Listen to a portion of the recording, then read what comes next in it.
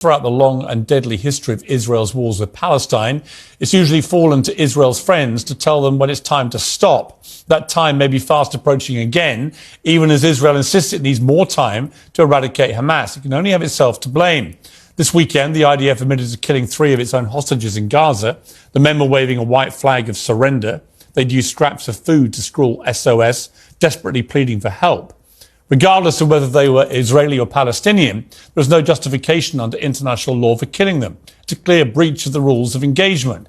What does that tragedy tell us about the way Israeli soldiers are treating Palestinian civilians? How seriously should we now take Israel's insistence it's doing everything it can to keep innocent people alive?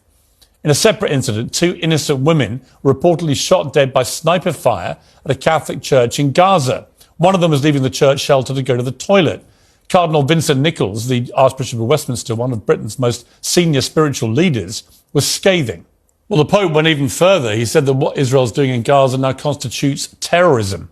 The British government is shifting its position too. Foreign Secretary Lord Cameron, in a joint statement with his German counterpart, said he backs a sustainable ceasefire and said that too many civilians are being killed.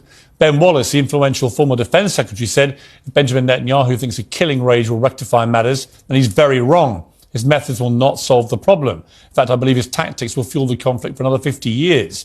After 2 months of war, endless atrocities and the full might of Israel's army unleashed on this tiny strip of land, the very people they're supposed to be eradicating are still firmly in power.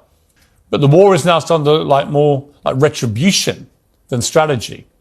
That suspicion is fueled by hardliners in Netanyahu's government and by Israeli commentators making appalling remarks like this. Well, the rest of the world does not support war crimes. And if Israel does have a plan and proof that it's working, it needs to start showing the evidence of that plan very soon.